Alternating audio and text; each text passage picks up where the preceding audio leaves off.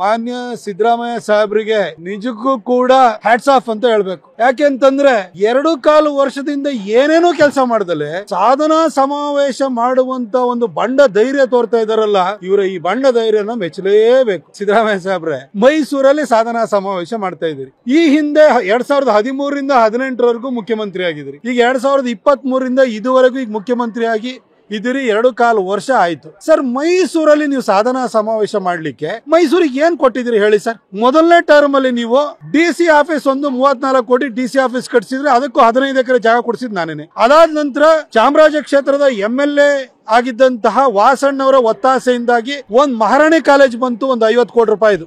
ಯಡಿಯೂರಪ್ಪ ಸಾಹೇಬ್ರು ಈ ರಾಜ್ಯದ ಮುಖ್ಯಮಂತ್ರಿ ಆಗಿದ್ದಾಗ ಮೈಸೂರಿಗೆ ಜಯದೇವನ ಕೊಟ್ಟಿದ್ರು, ರಾಮದಾಸ್ ಅವರ ಪ್ರಯತ್ನ ಇತ್ತು. ತದನಂತರ ಶಂಕರಲಿಂಗೇಗೌಡರು KRS ರೋಡ್ ಅಲ್ಲಿ ಅದಕ್ಕೆ ಜಾಗವನ್ನು ಹೊಸ ಬಿಲ್ಡಿಂಗ್ ಕಟ್ಟಕ್ ಜಾಗ ಗುರುತಿಸಿದ್ರು. ನೀವು ಮುಖ್ಯಮಂತ್ರಿ ಆದ್ಮೇಲೆ ಅದಕ್ಕೊಂದು 180 ಕೋಟಿ ಕೊಟ್ಟು ಉಳಿದ ದುಡ್ಡನ್ನ ಟ್ರಸ್ಟ್ ಅವರೇ ಹಾಕಿ ಒಂದು ಬಿಲ್ಡಿಂಗ್ ಕಟ್ಸಿರು. ಇದ್ರ ಹೊರತಾಗಿ ನಿಮ್ಮ ಏನ್ ಸಾಧನೆ ಇದೆ ಹೇಳಿ ಸರ್? ಅದರಲ್ಲೂ ವಿಶೇಷವಾಗಿ ಈ ಟರ್ಮ್ ಅಲ್ಲಿ, ಈ ಲಾಸ್ಟ್ 2.25 ವರ್ಷದಲ್ಲಿ ಏನ್ ಕೆಲಸ ಮಾಡಿದ್ರಿ ಹೇಳಿ ಸರ್? ಯಾಕೋಸ್ಕರ ನೀವು ಸಾಧನಾ ಸಮಾವೇಶ ಮಾಡ್ತಾ ಇದೀರಿ? ಕೇಳ್ಕೊಳಕ್ ಏನಾದ್ರೂ ಕೆಲಸ ಬೇಕಲ್ವಾ?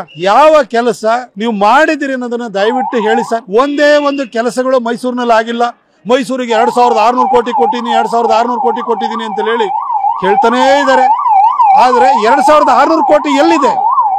ಯಾವ ಹೊಸ ಯೋಜನೆ ಮಾಡಿದಿರಿ? ಯಾವ ಹೊಸ ಪ್ರಾಜೆಕ್ಟ್ ನ ತಂದಿದಿರಿ? ಯಾವ ಹೊಸ ಬಿಲ್ಡಿಂಗ್ ನ ಕಟ್ಸಿದಿರಿ? ದಯವಿಟ್ಟು ಹೇಳಿ ಸರ್. ಯಾವ ಕೆಲಸನೂ ಆಗಿಲ್ಲ. ಹಳೆ ಯೋಜನೆಗಳಿಗೆ ಒಂದಷ್ಟು ಅನುದಾನವನ್ನು ಕೊಟ್ಟಿರುವಂತದ್ದು ಬಿಟ್ರೆ ಯಾವುದೇ ಹೊಸ ಯೋಜನೆಗಳನ್ನ ನೀವು ಮೈಸೂರಿಗೆ ಕೊಟ್ಟಿಲ್ಲ. ಮತ್ ಏನಂತ ಜನಕ್ಕೆ ಹೇಳ್ತೀರಿ ಸರ್? ಮೈಸೂರಿಗೆ ಮದ್ವೆಗೆ ಬಂದೆ, ಮುಂಜಿಗೆ ಬಂದೆ, ಬೀಗರೂಟಕ್ಕೆ ಬಂದೆ, ನಿಮ್ ಕಾರ್ಯಕರ್ತರ ಇದಕ್ ಬಂದೆ, ಇಷ್ಟು ಬಿಟ್ರೆ ಟ್ರಾನ್ಸ್ಫರ್ ಮಾಡಿಸಿ, ಅದು ಬಿಟ್ರೆ ನಿಮಗೆ ಹೇಳ್ಕೊಳ್ಳೋದಕ್ಕೆ ಯಾವ ಸಾಧನೆ ಇದೆ ಹೇಳಿ ಸರ್? 7.25 ವರ್ಷ ಸರ್ ನೀವು ಟೋಟಲ್ ಈ ರಾಜ್ಯದ ಮುಖ್ಯಮಂತ್ರಿ ಆಗಿರೋದು. ಯಡಿಯೂರಪ್ಪ ಸಾಹೇಬ್ರು 2008ರಲ್ಲಿ ಮುಖ್ಯಮಂತ್ರಿಯಾಗಿ 2.25 ವರ್ಷ ಇದ್ದಿದ್ದು ಇಡೀ ಶಿವಮೊಗ್ಗದ ಚಿತ್ರಣವನ್ನು ಬದಲಾಯಿಸಿದ್ರು. ನಮ್ಮ ಮಹಾರಾಜರು ಕಟ್ಟಿದಂತ ಊರನ್ನ ನೀವು 7.25 ವರ್ಷ ಮುಖ್ಯಮಂತ್ರಿ ಆದ್ರೂ ಕೂಡ ಅದಕ್ಕೊಂದು ಏನು ಸರಿಯಾದ ದುಃಖನ ತೋರಿಸಲಿಲ್ಲ. ನೀವು ಏನ್ ಕೆಲಸವನ್ನು ಮಾಡಿದ್ರಿ ಹೇಳಿ?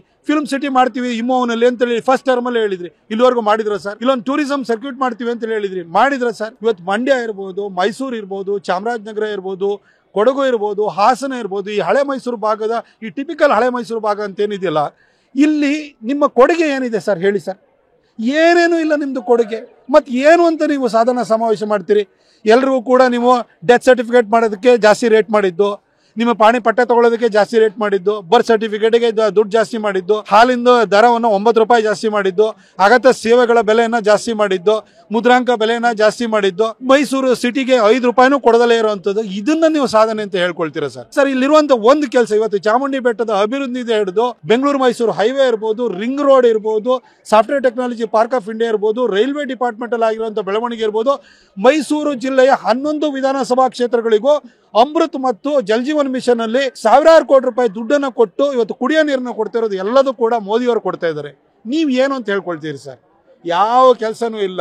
ಇವ್ರ ಬಗ್ಗೆ ಉಡಾಫೆ ಮಾತಾಡೋದು, DK ಶಿವಕುಮಾರ್ ಅವ್ರನ್ನ ಹದ್ದು ಬಸ್ತಲ್ಲಿ ಇಡಬೇಕು, ಅದಕ್ಕೋಸ್ಕರ ಆ ಕಡೆ ಬೇರೆ ಬೇರೆಯವ್ರನ್ನೆಲ್ಲ, ರಾಜಣ್ಣ ಅವರನ್ನ, ಜಾರಕಿಹೊಳಿ ಅವ್ರನ್ನ ಎತ್ ಕಟ್ಟೋದು, ಹೇಳಿಕೆ ಕೊಡಿಸೋದು.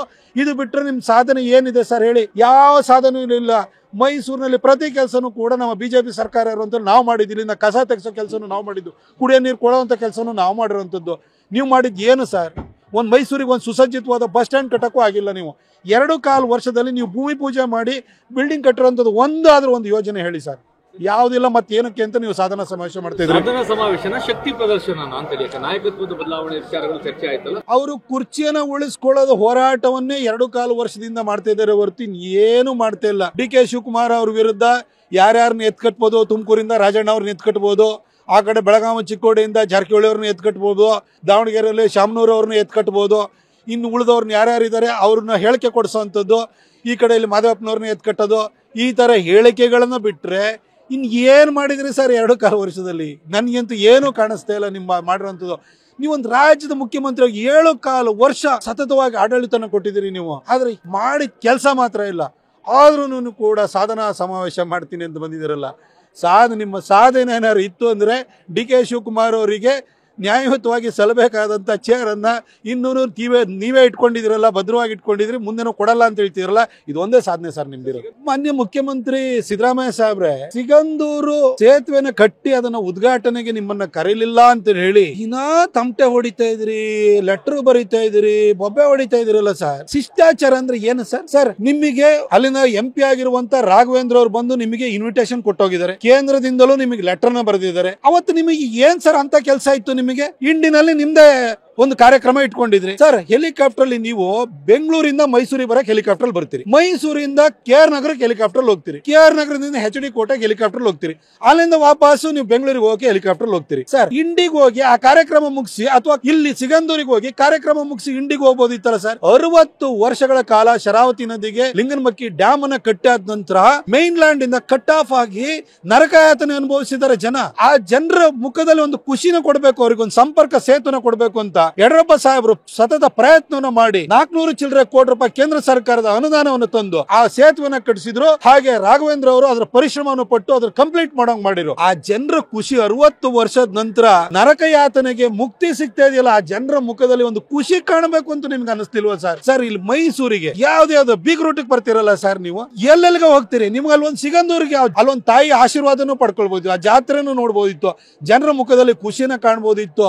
ಅದಕ್ಕೂ ನೀವು ಶಿಷ್ಟಾಚಾರ ಅಂತ ಹೇಳ್ತೀನಿ. ಏನ್ ಸರ್ ಶಿಷ್ಟಾಚಾರ? ಮೈಸೂರು ರಿಂಗ್ ರೋಡ್ ಅನ್ನ ಕೇಂದ್ರ ಸರ್ಕಾರದ ಅನುದಾನದಲ್ಲಿ ನಾವು ಮಾಡಿದ್ದು. ಫಸ್ಟ್ ಟರ್ಮ್ ಅಲ್ಲಿ ನೀವು ಮುಖ್ಯಮಂತ್ರಿ ಆಗಿದ್ರಿ, ನಮ್ಮ ಪಾರ್ಲಿಮೆಂಟ್ ಸೆಷನ್ ನಡೀತಾ ಇರಬೇಕಾದ್ರೆ ಉದ್ಘಾಟನೆ ಇಟ್ಕೊಂಡ್ರಿ. ಅವತ್ತೂ ಕೂಡ ನಾನು ತಕರಾರು ಎತ್ತಿದೆ. ಆಗ ಶ್ರೀನಿವಾಸ್ ಪ್ರಸಾದ್ ಅವರು ಕೇಳ್ಕೊಂಡಿದ್ದಕ್ಕೋಸ್ಕರ ನಾನು ಸುಮ್ಮನೆ ಅದೇ. ಅವತ್ತು ಪಾರ್ಲಿಮೆಂಟ್ ಸೆಷನ್ ನಡೀತಾ ಇದೆ ಅಂತ ಗೊತ್ತಿದ್ರು ಕೂಡ ನೀವು ಉದ್ಘಾಟನೆಯನ್ನು ಇಟ್ಕೊಂಡಿದ್ರಿ. ನೀವು ಯಾವ ಶಿಷ್ಟಾಚಾರನ ಪಾಲಿಸ್ತಾ ಇದ್ರಿ ಸರ್? ಕೇಂದ್ರ ಸರ್ಕಾರ ಇವತ್ತು ಪ್ರತಿ ಪಂಚಾಯತಿಗೂ ಅನುದಾನವನ್ನು ಕೊಡುತ್ತೆ. ಇವತ್ತು ಜಲ್ ಜೀವನ್ ಮಿಷನ್ ದುಡ್ಡು ಕೊಡ್ತಾ ಇರೋದು ಕೇಂದ್ರ ಸರ್ಕಾರ, ಅಮೃತಲ್ಲಿ ದುಡ್ಡು ಕೊಡ್ತಾ ಇರೋದು ಕೇಂದ್ರ ಸರ್ಕಾರ, ಆವಾಸ್ ಯೋಜನೆಯಲ್ಲಿ ನಿಮ್ಮ ಮನೆ ಕಟ್ಸಕ್ಕೆ ದುಡ್ಡು ಕೊಡ್ತಾ ಇರೋದು ಕೇಂದ್ರ ಸರ್ಕಾರ. ಯಾವ ಕೇಂದ್ರದ ಸಚಿವರನ್ನ ಕರೆದ್ಬಿಟ್ಟು ನೀವು ಭೂಮಿ ಪೂಜೆ ಮಾಡ್ತಾ ಇದ್ರಿ? ಎಲ್ಲದಕ್ಕೂ ಕೂಡ ನೀವೇ ಹೋಗಿ ಭೂಮಿ ಪೂಜೆ ಮಾಡ್ತೀರಿ. ಯಾವ ಶಿಷ್ಟಾಚಾರನೂ ಪಾಲಿಸಲ್ಲ. ನೀವು ಈ ತರ ಶಿಷ್ಟಾಚಾರದ ಬಗ್ಗೆ ಮಾತಾಡ್ತಿರಲ್ಲ ಸರ್.